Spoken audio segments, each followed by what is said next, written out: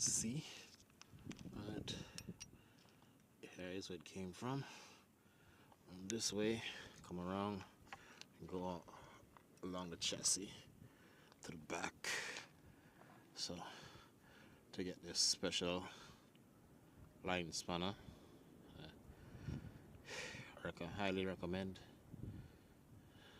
this line spanner. A normal 10 will be slipping and won't be able to get it off because it's the, see, it's the one right in the middle. This 3 brakes line here.